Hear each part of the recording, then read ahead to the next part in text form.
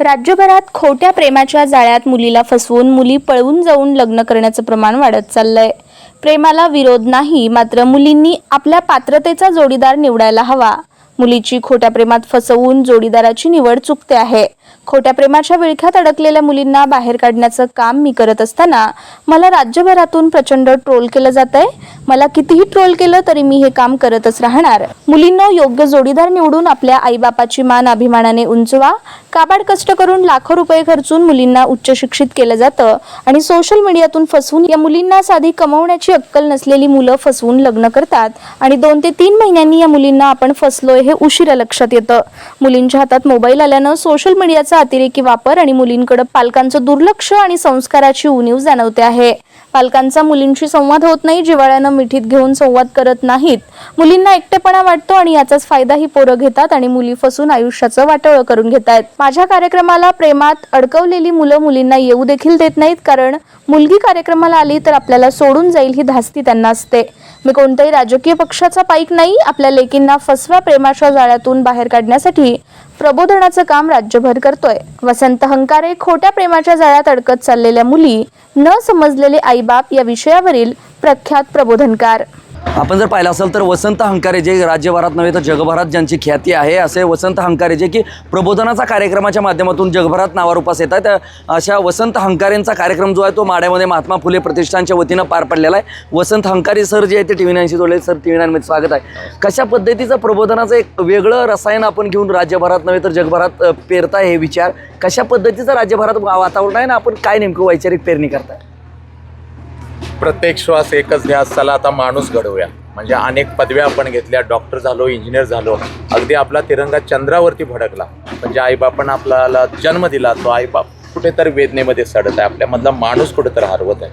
म्हणजे 8वी 9वीची लेकरं व्यसनाच्या विळख्यामध्ये अडकलेली आहेत. म्हणजे 11वी 12वीच्या विद्यार्थ्यांच्या खिशामध्ये गांजा सापडत आहे. आणि अगदी 8वी 9वीची लेक, मला आईबापांचे फोन येतात की 9वीला लेक आहे आणि कोणीतरी येतो हरामखोर आणि त्या खोट्या प्रेमाच्या जाळ्यामध्ये इन्स्टावर वगैरे फसवतो आणि लेकी घर सोडून निघून जाते. ही प्रचंड मोठी एक तळमळ आहे, ही प्रचंड मोठी वेदना आहे. कुठं तर लेकरांना आईबाप कळायला पाहिजे, आईबापाची मिठी कळाली पाहिजे, हे राष्ट्र कळालं पाहिजे, महामानवांचा संघर्ष जो होता तो कळाला पाहिजे. म्हणून एक बाप समजावून घेताना न समजलेले आईबाप, आता कानाशी बोलायचं, मेंदवापर्यंत पोचवायचं आता बस झालं. आता काळजामध्ये कुठं तर घुसलं पाहिजे आणि प्रचंड वेदना येतो या समाजामध्ये, तर त्या बाहेर काढल्या पाहिजेत. आपल्या लेकी फसत आहेत, लेकरं व्यसनाच्या विळख्यात फसत आहेत. नको ते आदर्श आहेत त्यांच्यासमोर. म्हणजे एखादा सिनेमा येतो आणि तोडायचं कसं, मारायचं कसं, रक्त कसं सांडायचं, ते आदर्श झाले.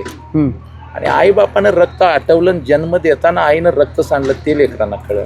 सर, कुठं तर 18 वर्षाची मुली झाली की ते पळून जाण्याचं, बेपत्ता होण्याचं प्रमाण राज्यभरात वाढलं गेले. कसं पाहताय आणि काय नेमकी कारण आहे त्याची? नाही, मी लेकरांना सांगतो प्रत्येक व्याख्यानात, काहीच करू नको, जवळच्या पोलीस स्टेशनला जा. आणि 2025 मध्ये राज्यातून गायब झालेले लेखी, आणि त्या कुठं आहेत? बाप जातो, साहेब माझी लेख सापडली का? पोलीस म्हणतात धागेदोरे सापडत आहेत, काही सापडत नाहीत. लेखी मात्र सापडत नाहीत. गेल्या कुठं? म्हणजे 18 वर्ष पूर्ण झाली, तुम्हाला स्वातंत्र्य मिळालं आणि मग हे जे इन्स्टावरती, सोशल मीडियावरती हे लांडगे टपून बसलेले आहेत, त्याचाच फायदा घेतात. त्या लेकींना फसवतात, त्या लेकरांना फसवतात आणि घेऊन जातात, त्यांच्या शरीराचा उपभोग घेतात. प्रेमाच्या विरोधात इथं कोणीच नाही, पण जे प्रेम लेकींच्या शरीराचं तुकडं करतं, आईबापांना पोलीस स्टेशनला उभं करतं, त्यांच्या शिक्षणाचं वाटोळं करतं आणि 1-2 महिन्यानंतर त्यांना सोडून देतं, हे प्रेम नाही. हे कुठेतरी आपण फसत आहोत. त्या लेकींना सांगणं काळाची गरज आहे. आणि मग 18 वर्ष पूर्ण झालेत म्हणून ती बाप आई सगळे पोलीस स्टेशनला येतात. लेकरू ऐकत नाही, लेकरू निघून जातं आणि 2-3 महिन्यांनी कळतं आपण फसलोय. वाईट स्थिती आहे. तर आम्ही इथे कोणीच प्रेमाच्या विरोधात नाही, पण प्रेमाच्या नावाखाली खोट्या प्रेमाच्या जाळ्यामध्ये फसवलं जातं. आणि हेच मी महाराष्ट्राला सांगते, तर प्रचंड ट्रोल केलं जातं. मलाही म्हणतात ह्याच्या लेकीला उचला रे. मीम्स देखील आपल्या विरोधात बनताना खूप म्हणजे मी आईबापाला एक मिठी देतोय, एका लेकराला बापाची मिठी, आईची मिठी देतोय. मी कधीही बघा, कधी कुठल्या प्रेमाच्या विरोधात बोललेलो नाही, मी कुठल्या आंतरजातीय विवाहाच्या विरोधात बोललेलो नाही.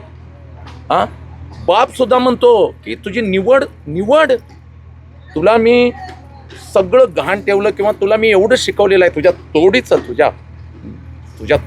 तुझ्या लायकीचं पोरगं पाहिजे. कुठेतरी यामागे सर पालकांचं दुर्लक्ष आहे असं म्हणतात. पालकांचंही तितकंच, म्हणजे पालकांचं दुर्लक्ष म्हणजे कसं की पालकांनी सुद्धा आपल्या लेकराला कधीच ते मिठीत घेत नाही, त्या लेकराला कधी विश्वास देत नाही, त्या लेकराशी कधी संवाद साधला जात नाही, त्या लेकराला एकटं एकटं वाटतं. मग याचाच फायदा कोणतरी घेतं की बघ तुझ्या आईवडिलाचं तुझ्यावर प्रेम नाही, तुझ्या आईवडिलांचं तुझ्याकडे लक्ष नाही, मग असं किती तुझ्यावर लक्ष आहे, मग मी किती तुझ्यावर प्रेम करतो. फसवलं जातं कुठं तर खोट्या प्रेमाची ही जे विळखे आहेत, आणि लेकरं जी व्यसनाच्या जाळ्यात इथंच फसवलं जाते. त्यांना 8वी 9वीची पोरं व्यसन करायला लागली, कार्यक्रमाच्या ठिकाणी येऊन दंगा करतात. एका पोलीस स्टेशनला मला, म्हणजे मी नावासहित सांगू शकतो, म्हणजे APIचं नावसुद्धा सांगू शकतो की मुलं आता त्या मुलींना सांगतात संध्याकाळी हा कार्यक्रम आहे, जायचं नाही कार्यक्रमाला. कारण जर लेक तिथं कार्यक्रमाला आली तर तिला आईबाप कुठं तर कळल, ती आईबापाला मिठी मारेल आणि माझा सावज निघून जाईल. तुम्ही जा माझ्या सोशल मीडियाला आणि खाली बघा काय लिहिलेलं आहे की ह्या हरामखोळामुळं माझ्या हातातली पोरगी गेली, मी आता काय करू. म्हणजे हे प्रेम नाही, इथं कोणच प्रेमाच्या आहे. एखादं समजा मुलगा दुसऱ्या जातीतला आहे पण IAS आहे, डॉक्टर आहे, काय बाप का नाही म्हणणार, कशासाठी नाही म्हणेल बाप, आहे ना. आता बाप पण तितक्याच ताकदीचा आहे हो. पोरगी आम्ही MBBS केलेलं आहे, सगळं घरदार विकून आणि कुठं तर मावा खात फिरणार छपरी. हा, एकीकडे ट्रोलिंग महाराष्ट्रभरात हा मात्र प्रबोधनाचा कार्यक्रम सुरूच राहील. खूप ट्रोलिंग होणार आहे. हो दे ना. आमच्या पाठीमागे छत्रपती आहेत, आमच्या पाठीमागे बाबासाहेब आहेत, आणि आमच्या पाठीमागे अशा आई आहेत आणि यांचे आशीर्वाद आहेत. आम्ही काय करतोय, आम्ही आमची लेकरं घरी परत आणतोय ना. आणि हे सगळं करत असताना जर आम्हाला ट्रोल होतंय तर आनंद आहे. तुम्ही तुमचं काम करा, आम्ही आमचं काम करू. आमच्या आईनं आता आम्हाला सांगितलंय सफाईनं, घरी नाही आलंच तरी चालतंय. हां, पण सर कुठं तर एकीकडे हे प्रमाण मुलींचं बेपत्ता होण्याचं वाटतंय, दुसरीकडे लव जिहाद सारखा विळखा जोर महाराष्ट्रात पाहायला मिळायला लागलाय सातत्यानं. नाही, मी काय सांगतोय हे लक्षात घ्या तुम्ही. कोणी आपल्या घरात येऊन आपल्या लेकीला घेऊन कोण गेलेलं मला एखादं उदाहरण दाखव. कोणी आलंय आपल्या घरात आणि गांजा प्यायचे तुला म्हणून चल रे बाबा. आपली लेकरं दारूच्या दुकानापर्यंत जात आहेत, आपली लेकरं जिथं गांजा मिळत आहेत तिथपर्यंत जात आहेत, आणि आपल्या लेकी जात आहेत. आपल्या लेकरांच्या प्रचंड संस्कार आईबापांनी आता मार्कांचे ढीग रचलेत ना. नाही मार्क्स मिळाले तरी चालतील, पण आता संस्कार, ताकद. छत्रपतींनी का आम्हाला स्वातंत्र्य दिलं, बाबासाहेबांनी का आम्हाला स्वातंत्र्य दिलं, आणि मग आला कुठला लांडगा तर त्याच्या नरड्यावर पाय देण्याची ताकद सुद्धा छत्रपतींनी दिलेली आहे, संविधानाने दिलेली आहे, बाबासाहेबांनी दिलेली आहे, सगळ्यांनी दिलेली. त्यामुळं मी काय म्हणतो, हे प्रमाण आहे, पण एखाद्या विशिष्ट जातीला टार्गेट करून आणि त्याच मग जातीवरती मग आता कसं होईल. हे वसंत हंकारे मग जात, धर्म, पक्ष, राजकारण याच्या पलीकडे जाऊन आम्हाला महत्त्वाचं आहे आमची लेक, आम्हाला महत्त्वाचं आहे आमचं लेकरू, आणि आम्हाला महत्त्वाचं आहे आमचं राष्ट्र. लक्षात घ्या. त्यामुळं हे कोणी असो, जिथं जिथं लेकी फसतात तिथून मी त्यांना बाहेर काढणार. जिथं जिथं लेकरं व्यसनाच्या विळख्यात सहजच येतात, हो चलो विमल खाव, चलो गुटखा खाव, ते आदर्श झालेत. मोबाईल बी तितका जबाबदार. मोबाईल म्हणजे हातात मोबाईल घेतला, पोरांना व्यसनाच्या विळख्यात अडकवलं, सोशल मीडियाच्या विळख्यात अडकवलं, क्रिकेटच्या रना मोजत बसली, आणि पूर्ण त्यांचं तारुण्य नासवत गेलो आम्ही, बरं का.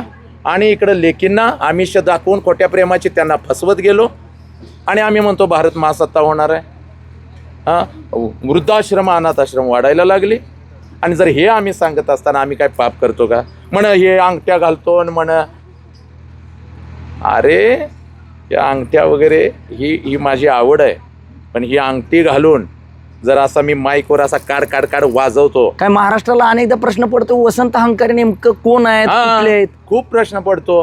कोण म्हणतं याच्या विरोधात काम करतो, कोण म्हणतं त्याच्या विरोधात काम करतो, कोण म्हणतं ह्याचा चेला आहे, कोण म्हणतं त्याचा चेला आहे, परत कोण म्हणतं ह्या पक्षानं ह्याला घातलाय, त्या पक्षानं घातलाय. अरे मी फक्त आणि फक्त या राष्ट्राचा, संविधानाचा, बाबासाहेबांचा, बुद्धांचा आणि ज्या ज्या महात्म्यांनी या राष्ट्रासाठी रक्त सांडलं त्यांच्या विचारांचा मी आहे. बाकी मला जात नाही, धर्म नाही. मी बापासाठी काम करतो, मी आईसाठी काम करतो, मी माझ्या राष्ट्रांच्यासाठी काम करतो. आणि मला खूप वाईट वाटतंय लेकीना हंबरडं फोडतात, हो हंबरडे फोडतात लेकरं, एवढे अत्याचार होतात. पोरं व्यसही गाल सुजायला लागले, गाल कापायचे आहेत.